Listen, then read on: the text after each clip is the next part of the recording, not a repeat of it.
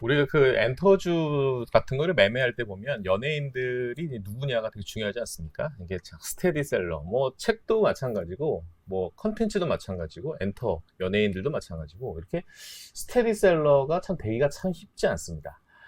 주식의 섹터나 주도주 이런 흐름들도 뭐 비단 예외는 아닐 텐데요. 일단 중요한 거는 주도주의 자리를 영원히 군림할 수는 없습니다만 다시 한번 그 주도주 역할을 재탈환이 가능할지에 대해서 오늘 한번 살짝 노크 한번 해보려고 합니다. 그 이름은 바로 방산.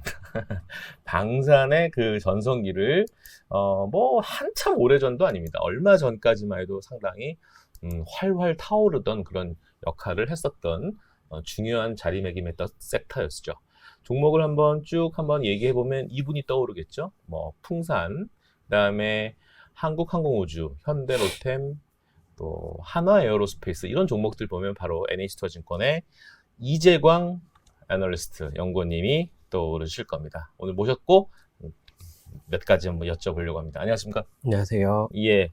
뭐 며칠 안 보는 사이에 머리가 많이 예, 뭐 고민을 많이 하니까 고민을 많이 하면 머리가 하얘집니까? 그런 것 같습니다. 근데 염색하지 마세요. 이게 잘 어울리는 것 같아요. 자, 왜 그 주도주의 재탈환을 염원하는지를 한번 차트를 보면서 분위기 정도만 한번 감지해보죠. 일단 풍산이라는 종목. 자, 보시죠. 이렇게 좀 강한 모습을 보이다가 최근에는 소위 말해서 AI에게 주도주를 뺏긴 형국이 되었던 종목이죠. 또 한번 볼까요? 한국항공우주도 한번 보면 뭐 이런 흐름들이 나오고 있죠. 또 몇 개 보죠. 한화시스템. 야, 이때가 언제였습니까?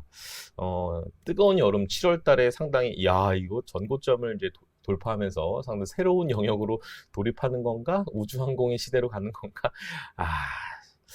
기대를 꺾어버리는 차트. 하나 더 보겠습니다. 칙칙폭폭 현대로템 잘 달려가다가 지금 3만원 언더에서 지금 거래가 되고 있는 모습들입니다. 자, 중요한 오늘 컨텐츠 내용이 아닐까 싶습니다. 이재광 의원님, 일단 뭐 내용도 한번 레포트 한번 보여드리기 전에 뭐 기관이나 뭐 이렇게 세미나 가시면 별 인기가 없죠? 아닙니다. 인기가 없지 않습니다. 어제 홍콩, 싱가포르도 다녀왔고요. 네. 인기가 없진 않습니다. 근데 네, 그렇습니다.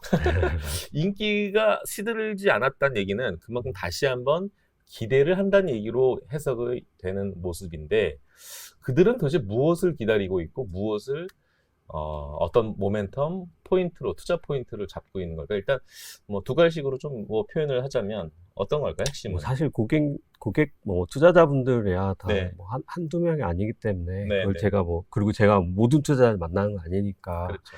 그걸 제가 뭐랄까요, 이렇습니다라고 네. 하면 좀 왜곡일 것 같아서. 네. 그리고 사실 제가 그분들의 속마음까지는 알 수 없어요. 네. 겉으로는 하는 얘기랑 실제로 포트를 어떻게 하는지는 제가 그걸 확인할 수는 없잖아요. 네. 그래서 이제 그런 거는 이제 저는 제 생각을 전할 뿐이고, 네, 그거는 이제 취사 선택하는 거겠죠. 네, 그래서 흔히 말하는 시장에서는 제가 그걸 지향하는데 네. 시장이 도대체 한 명도 아니고 다 다른 생각이 있고 하기 때문에 예.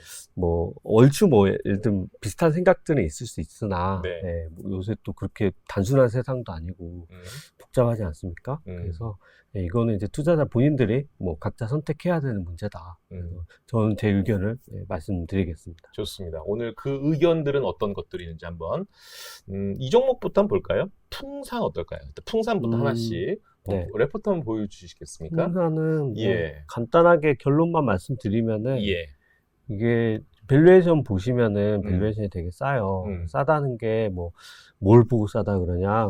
일단 제일 많이 보는 PER로 봐도 싸요. 네. 5배에서 6배 사이거든요. 상당히 싸네요. 네, 5.5배 정도 왔다 갔다 하고, PBR은 0.5배 정도, 싸죠? 이래저나 저래보나 다 싸요. 네. 근데 사실 이제 소재주기 때문에 그런 거는 틀린 건 아니거든요. 예. 왜냐면은, 실적 가시성이 낮으면은 음. PR은 큰 의미는 없어요. 그래서 뭐 막 그러신 분들도 가끔 봤는데 뭐 예를 들어 철강주 같은 경우에 뭐 PR이 뭐 3배라서 너무 싸다. 그치. 그거는 아닙니다. 왜냐면은 과거에 그러니까 이게 매일매일 가격도 바뀌고 경기를 타고 하잖아요. 네.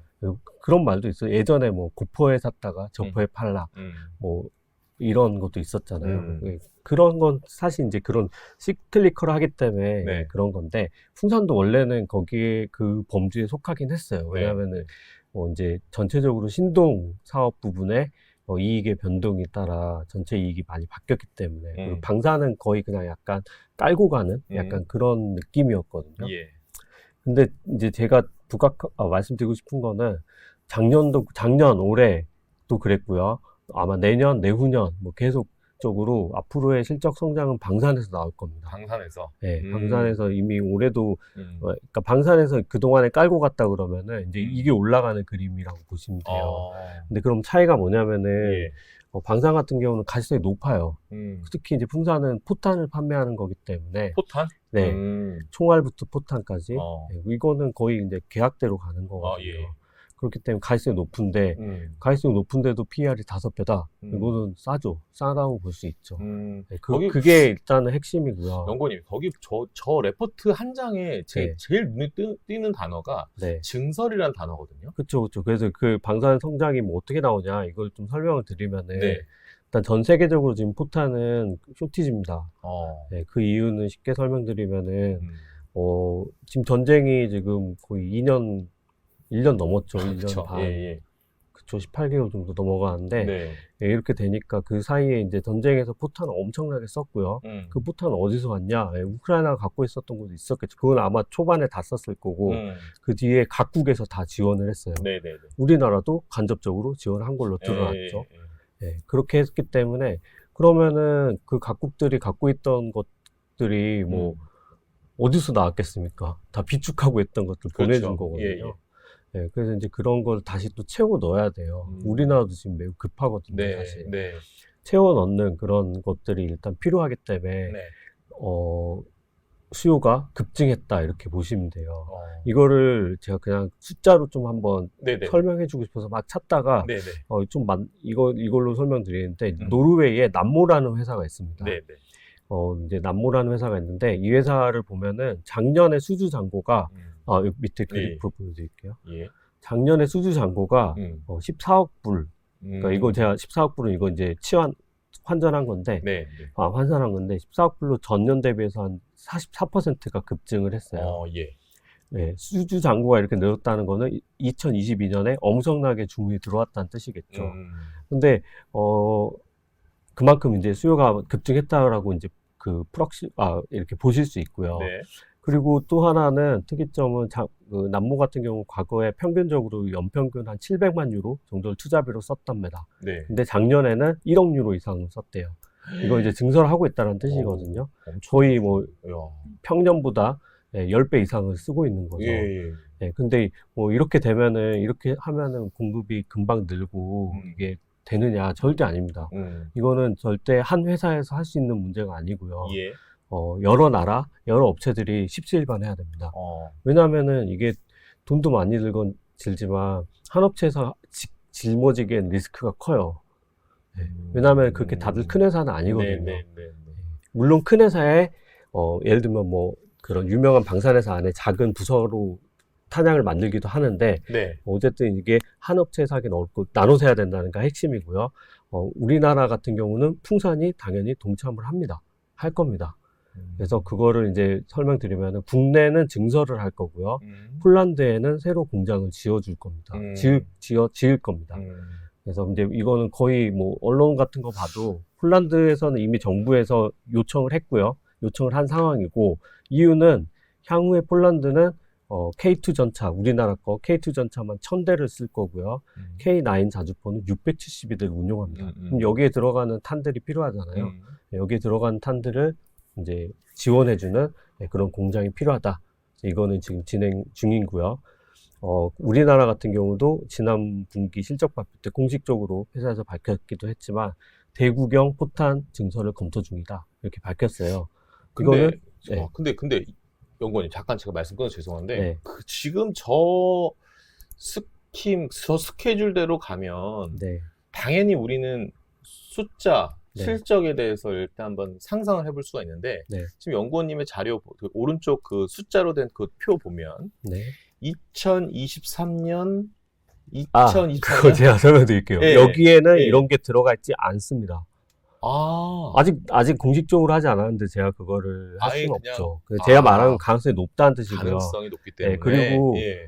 그거를 지금 그 양적으로 추정할 수도 없어요. 이게 워낙 또 방산이다 보니까 네네네. 뭐 우리 흔히 생각하는 캐파가 얼마에서 얼마로 공개 안 됩니다. 우리나라에 지금 현재 포탄 캐파 국방부 장관 아닌 이상 모릅니다. 그리고 재고 얼마 있는지 예. 국방부 장관 아니면 모릅니다. 그럼 포텐셜이 대충 뭐 이제 들리는 숫자는 있는데 제가 예. 그걸 말한다고 해서 그쵸. 그게 맞는 숫자도 뭐, 아니거든요. 제가 신빙성 확인도 있는 안 되는. 아니라. 그치. 저도 이제 감 잡으려고 저는 이제 아. 어느 정도의 이제 감은 있는데 네네. 그거를 뭐 섣불리 말하기도 그렇죠. 무서워요. 예. 괜히 얘기했다가 예. 이거 아닌데 오케이. 뭐 이럴 수도 있는 거고 그게 정확하다. 그러면 그것도 문제예요. 국가 기밀을 누설한 겁니다. 그쵸. 어쨌든 제가 이렇게 말할 수밖에 없는 이유는 이제 그런 게 있고요. 예. 크다라고 보시면 돼요. 그러네요. 작지 않다예요. 그러네요. 작지 않은 분야이고 왜냐면은 냉전이 끝난 다음에 포탄 설비, 특히 포탄 설비는 줄였으면 줄였지 늘리지 않았어요. 우리나라만 늘렸지. 우리나라는 이제 특수하니까 네. 계속 포탄도 만들었고 늘려오기도 했는데 유럽 같은 경우는 엄청 줄였어요. 그러니까 지금 이런 문제가 난 거고 단기간 해결이 안 됩니다. 좋아요. 그래서 이게 포인트예요. 이게 계속 늘어날 거고요. 예. 그러면 가시성이 높은 실적 성장이 나오는데 밸류에이션 이게 말이 되냐는 거죠. 좋습니다. 그렇기 때문에 이게 핵심입니다. 그 풍산의 핵심은 밸류에이션에 대한 매력도 한 5배 내외의 PER 거래가 되고 있는 모습들, 그 다음에 현재 실적 외에 앞으로 뭐 해외 쪽에 대한 수주 또 증설 효과들을 감안해 보면 지금 36,000원대의 가격대는 생각보다는 상당히 좀 저렴하지 않나 이런 판단을 해보기 때문에 뭐 기술적 흐름도 약간 좀 계단식 상승의 흐름들을 보였으면 좋겠다라는 생각이고 갖고 계신 분들 너무 이렇게 겁내실 필요는 없다라는 생각이 좀 드는 상황입니다. 아까 전에 그 이재강 연구원님께서 약간 얘기하는 과정 중에 철강에 대한 얘기가 잠깐 나왔었는데 그러니까 이런 겁니다. 그 본 연해 사업 외에 또 다른 신규 사업 아이템으로 오히려 그쪽에 투자자들의 시선을 받으면서 주가가 상당히 들쑥날쑥하는 모습들의 종목이 하나 있는데 그거 하나 잠깐 중간 광고 차원에서 이 종목 한번 보고 다시 한번 방산의 종목들을 한번 살펴보죠. 고려아연입니다. 고려아연도 사실은 뭐 말 그대로 아연 아닙니까? 아연? 근데 아연 외에 또 니켈 관련된 재련도의 사업 모멘텀으로 해가지고 또 2차전지도 엮여가지고 이렇게 약간 좀 인사이트 투자 관점에서의 시각이 이게 양갈래로 이렇게 나눠지는 그런 종목인 것 같아요. 기술적 흐름상으로는 이런 모습들인데 또 고려아연은 거기다가 또 지분 관련된 뭐 경쟁 뭐 이런 것까지 또 껴있다 보니까 또 애널리스트 입장에서는 이게 또 애매하다라는 판단을 할 수 있거든요. 이런 상황에서 이재강 연구원님께 그러니까 일단 뭐 지금 현재 상황은 어떤지 뭐 어떻게 바라보는 관점인지 뭐 솔직한 인터뷰 차원에서 한번 여쭤볼까요? 일단 결론은 네. 되게 복잡해요. 복잡하다. 복잡하고 제가 고민하는 거는 네. 지금 현재 하는 게 과연 일반 주주한테도 좋은 건지에 대한 약간 고민은 있어요. 왜냐면은 이제 얼마 전에 유증도 발표했잖아요. 예. 현대차 그룹하고 이렇게 그렇죠. 5천 들어오는데 네. 그리고 이제 니켈 재련소를 짓는데 이게 주체가 자회사예요. 페이퍼 보여주세요. 레포트. 여기에는 없습니다. 없습니까? 이거는 저번에 2분기 실적 이 이후에 그 일이 벌어졌죠. 예, 그렇죠. 자회사고 여기에 보면 이제 하반기 니켈 재련 착공계 이거는 이제 그 전에 언론에 이미 나왔던 얘기이기 때문에 그렇죠. 언론에 계속 나왔던 거기 때문에 이런 게 나오겠다라고 예상을 했는데 제가 이제 예상 못했던 거는 여기에 보면 이제 관계회사 캠코가 주체가 될 거라는 생각 못했어요. 근데 이제 캠코가 니켈 재련소를 하는 주체가 되고요. 5천억 유증을 했는데 캠코로 가는 건 이제 1,500억이 또 따로 또 타고 가면 복잡하죠. 예, 그러니까 예, 이게 복잡해요. 그래서, 그렇습니다. 그 캠코는 현재 고려아연이 지분 35%를 갖고 있고요. 그러니까 관계회사입니다. 종속회사가 아니에요. 근데 이제 회사에서는 1,500억을 유증하면은 캠코가 이제 종속회사로 될 거다. 하게 할 거다. 뭐 이렇게 일단 얘기를 한 상태고요. 그냥 좀 단순하게 했으면 좋겠는데, 우리나라 회사들 특성상 예. 참 그래요. 그게 뭐 비단 고려아연만의 문제는 아닙니다. 모든 회사가 그런 것 같아요. 우리가 참 그 흔히 말하는 뭐 이제 고려아연이 그런 건 아니지만 뭐 네. 이중상장이라든지 예. 해외에는 그러지 않거든요. 예, 그쵸. 해외에서는 그렇게 되면 아마 수천억짜리 소송 당할 겁니다. 좀 안 그랬으면 그래서 이제 복잡한 거고요. 근데 그런 거 그냥 빼고 뭐 아까 말한 지분 경계 빼고 그냥 네. 말씀드리면은 예. 전체적인 사업 전략은 전 동의해요. 지금 하는 게 워낙 많은데 그 기본 궤는 앞으로 미래에 이제 친환경적인 금속을 만들겠다. 그런 거거든요. 거기에서 수소부터 시작해서 지금 이제 니켈에서 배터리 이렇게 가는 거라고 보시면 돼요. 그건 동의합니다. 그래서 이제 그 정도의 동의를 가지고 만약에 길게 이 회사와 함께 가겠다. 그럼 그럼 오케이예요. 근데 그 안에는 좀 많은 것들이 좀 담겨져 있다라는 거는 인지를 하셔야 됩니다. 네, 맞아요. 네. 이게 뭐 여담이긴 하지만 뭐 기타 법인의 매수, 그다음에 사모펀드의 매수, 누구야 뭐 이러다 보면 좀 며칠 뒤에 보면 최대 주주 지분 증가 뭐 이런 공시도 나오고요. 그러니까 약간 뭐 그런 약간 좀 사이드적인 그런 스토리도 좀 있다 보니까 그런 것을 또 모멘텀으로 삼아가지고 또 들어오시는 투자자들도 계시다 보니까. 그냥 제가 쉽게 숫자로 설명드리면은 이제 회사에서 밝히는 바대로 이게 이제 진행이 된다라고 하면 2026년에 이 니켈 재련소가 이제 그 완공이 돼서 돌아가면은 그리고 그때 당시에 캠코가 종속회사가 돼 있다라고 하면 이제 연결 실적으로 봤을 때는 한 1조에서 2조 사이의 매출이 이제 붙는다라고 보시면 되고요. 예. 뭐 에비타 마진 10%니까 뭐 영업이익으로는 한 뭐 5% 정도. 근데 이거는 그 가격에 따라 또 다르기 때문에 진짜 참 애매하긴 한데 어쨌든 니켈 재련을 하는 거는 국내에 매우 필요하긴 해요. 우리나라에는 니켈 재련 없거든요. 그동안에 없었어요. 근데 이제 앞으로는 이제 배터리에 들어가는 니켈 재련을 하기 위해서 그리고 그 니켈은 여기 아까 말한 캠코라는 회사가 황산 니켈을 이미 하고 있거든요. 예. 거기에 원재료로 들어가는 거고 그 황산니켈은 또 고려아연의 또 다른 또 관계회사에 이건 또 고려아연, 캠코 그 밑에 있는 회사가 한국전구체라는 회사가 있어요. 이건 이제 LG화학이랑 또 같이 하는 건데 거기에서 전구체가 돼서 그게 아마 LG화학으로 가겠죠. 그럼 양극재가 될 거고요. 그 양극재는 이제 뭐죠? 에너지 솔루션으로 가서 이제 셀이 되고 뭐 약간 그런 밸류 체인입니다. 근데 이게 워낙 이렇게 복잡하다 보니까 이익이 다 뭐 온전하게 주주한테 오길 바랄 뿐입니다. 네. 약간 긴 호흡의 관점에 좀 접근이 필요한 고려아연에 대해서 잠깐 중간 방송 해봤고요. 다시 우리는 방산에 우리 또 칙칙폭폭 로템 한번 가봐야 됩니다. 로템이 진짜 아쉬워요. 그러니까 7월까지는 방산 분위기가 매우 좋았는데 이렇게 풀이 꺾인 이유는 뭐라고 보세요? 지금 뭐 그런 건 사실 저도 모릅니다. 네, 왜냐면은 뭐 수급 정답이 없잖아요. 주가 움직이는 뭐 때문에나 뭐 그게 아닌 경우도 많고요. 그쵸. 제가 드리고 싶은 말씀은 시작도 안 됐어요 아직. 그냥 쉽게 얘기하면은 뭐가 시작이 안 됐어요? 그러니까 쉽게 얘기하면은 사람들이 그냥 막 뉴스만 보고 하시면은 이제 뭐 모멘텀이 막 이렇게 생각하시는데 시작도 안 됐다고 하는 그냥 쉽게 얘기하면은 폴란드로만 먼저 얘기하면은 폴란드 1000대 주문했거든요. 예. 이제 21대 나갔습니다. 2분기까지 해서. 실제로는 다 나갔어요. 근데 이제 회계적으로 인식된 게 2분기까지 21대만 인식된 거고요. 작년부터 해서. 2분기 때 11대, 3분기 때 이제 7대가 인식이 돼요. 그래 봤자 1000대 중에 28대 인식되는 거예요. 올해까지. 그러면 앞으로 할 게 900대가 넘어요. 그러네. 시작도 안 된 거고요. 예. 내년에는 56대 나갑니다. 내후년에는 96대 나갑니다. 따따블이에요. 실적은 그에 준해서 이렇게 올라간다 보시면 되고요. 26년 이후부터는 그럼 없냐? 26년 이후부터는 아까 말했지만 천대라니까요. 천대니까 1차 계약은 180대만 한 거고요. 2차 계약 지금 하고 있어요. 근데 2차 계약은 뭐 되냐 안 되냐의 문제가 아니고요. 네. 됩니다. 되는 거고, 뭐 여러 가지 이제 조건들 때문에 지금 가는 건데, 1000대 주문한 거니까, 예. 2차에 나머지 얼마입니까? 1000대에서 180대 빼면 820대. 네네, 820대 2차에 한 방에 계약하지 않아요. 이게 한 대에 100억으로만 쳐도 거의 뭐 몇 10조 되는 건데. 이게 한 대 얼마예요? 대충? 그거 참,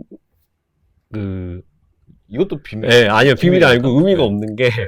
이게 딱 차처럼 그렇게 가게 매겨진 게 아니고요. 네. 커스터마이징이기 때문에 네. 다 달라요. 이제 그냥 쉽게 얘기하면 그냥 두 가지 가격이 있는데, 네. 유닛 프라이스가 있고, 뭐, 프로그램 프라이스 뭐 이렇게 부르거든요. 네네. 유닛 프라이스가 이제 아마 질문하신 그런 가격이에요. 예. 한 대 얼마냐. 예. 다 빼고 뭐 그런 예. 건데, 이제 뭐, 그냥 50억에서 100억 사이로 보시면 돼요. 네. 근데 그게 그렇게 사면 되는 게 아니고요. 이번에 폴란드 1차 계약은 프로그램 프라이스는 이제 전체 프로그램 가격을 말하는 거거든요. 전체 계약 가격에서 뭐 180대 주문했으니까 나눠주면은 그렇게 계산해 보면은 한 200억 가까이 돼요. 좀 넘어요. 그러면 와 대당 200억이구나. 그건 아니에요, 사실. 그 안에는 그 안에 들어간 포탄도 다 계약된 거고 부대 시설 뭐 이런 거 다 포함한 거예요. 운용하고 이런 거. 근데 당연히 이제 수출할 때는 그런 게 다 포함되고 또 더 비싸게 좀 더 받고 하니까 이제 그 가격이 되는 거고요. 중요한 거는 앞으로 나올 게 엄청 많다 이렇게 보시면 돼요. 폴란드만 있냐? 그거 절대 아니고요. 국내도 많이 해야 돼요. 우리나라에 현재 K2 200대밖에 없습니다. 우리나라의 주력 탱크는 여전히 K1이에요. 바꿔야 됩니다. K1이 지금 1000대 넘게 있는데 이거 다 나중에 바꿔야 돼요. 그러면은 지금 우리나라도 200대밖에 없으니까 800대 더 바꿔줘야 되고요. 지금 루마니아도 많이 진행되고 있는 걸로 보이는데 루마니아도 한 300대, 250대에서 300대 정도 지금 계약을 하고 있습니다. 그러니까 나올 게 매우 많다. 좋네요. 네, 그래서 뭐 실적은 내년에는 일단 폴란드만 봐도 더블이고요. 그러네요. 내후년도 거기에 또 더블입니다. 그래서 지금 가격은 제가 봤을 때 작년 대비 올해 이익 성장한 것 정도 반영된 가격이라고 저는 보거든요. 예. 그러면은 이제 내년 이제 벌써 9월이잖아요. 그러면 이제 10월, 11월 넘어가고 내년 가면 내년을 반영해야 되면 그에 맞춰서 올라가는 게 맞겠죠. 실적 나오면은 저는 분명히 반영할 거라고 봅니다. 네. 그 다음에 요 하나 시스템 한번 좀 점검을 해보고 싶은데요. 네. 하나 시스템이 왠지 그 그룹의 어떤 최근 이슈, 뭐 사실 뭐 굳이 따지자면은 한화 오션으로 또 스토리를 계속 좀 가야 될 것 같긴 한데, 뭐 증자 이슈 뭐 이런 것들 때문에 주가가 좀 빠졌던 모습들이고 한 15% 빠졌고요. 빠졌죠. 뭐 그거는 이제 반영됐다라고 봐도 되고요. 하나 시스템은 그거 반영됐다. 뭐 단기적으로 당연히 저도 증자에 참여하는 거 좋지 않죠. 네. 왜냐하면은 현금이 빠져나가니까. 그쵸. 그리고 아까도 얘기했지만 이게 국내 회사들의 문제입니다. 다 상장돼 있잖아요. 그럼 안 되죠. 진짜 뭡니까 이게. 자, 좋아요. 그게 자체하고 앞으로 하나 시스템에 앞으로 걸어갈 여정 어떠세요? 그 증자도 그냥 좀 저거 해주면은 그렇게 나쁘지 않아요. 길게 보지 않아도. 왜냐면은 나쁜 거 아니에요? 아니에요. 하나오션, 그러니까 단기적으로 돈 나가는 게 나쁜 거지. 그리고 오션이 왜 지금 증자하냐? 그것도 사실 좀 약간 좀 그렇긴 해요. 지금 돈 있는데. 어쨌든 뭐 다 계획이 있으니까 하는 거 테고요. 그냥 좋게 보면은 이게 전혀 날리는 돈이 절대 아닌 게 하나오션 이번에 증자한 거의 핵심은 방산이에요.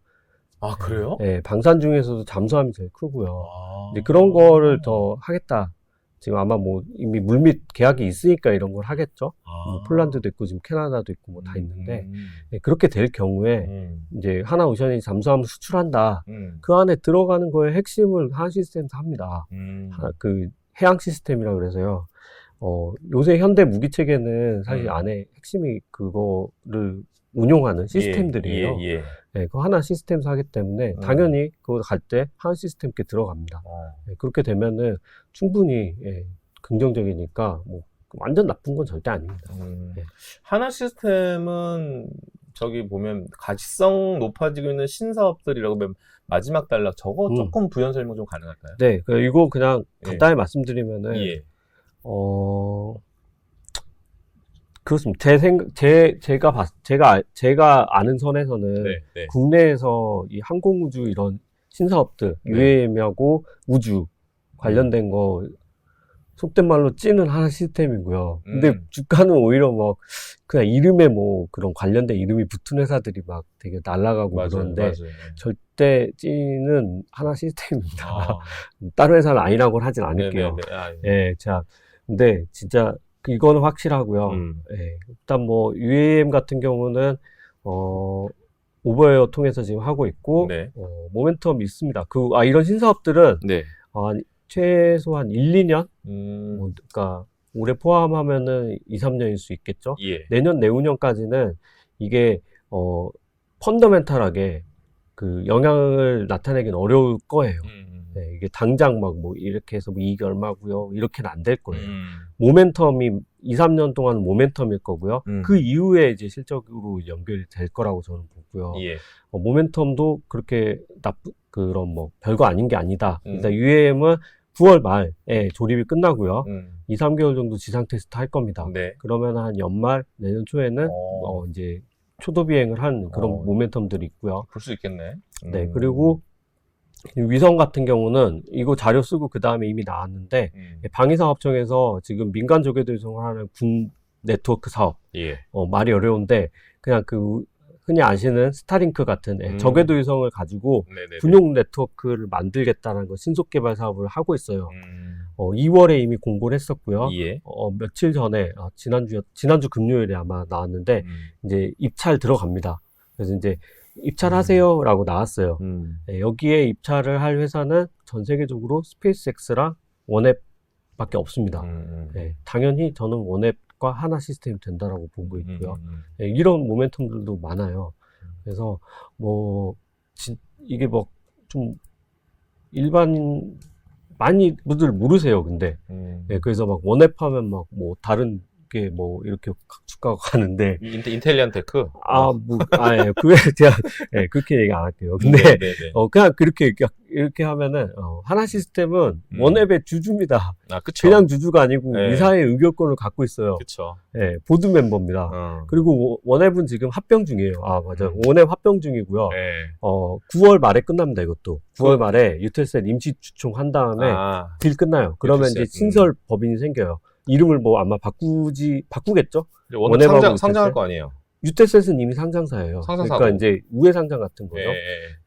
그런 거 하면은 이제 그 다음에는 이제 본격적으로 그런 정지궤도 위성과 저궤도 위성이 합쳐진 회사가 이제 실제적으로 영업을 한다라고 보시면 되고요. 그렇게 합병해도 하나 시스템은 보드 멤버입니다. 그냥 벤더가 아니에요. 보드 멤버예요. 알겠습니다. 하나만 좀 더 봤으면 좋겠는데. 한국 항공우주. 항공우주. 그것도 간단하게 말씀드리면 차트가 이래요. 저는 내년에 어떻게 보면 제일 임팩트 있을 만한 회사가 카이가 될 수도 있다라고 보고요.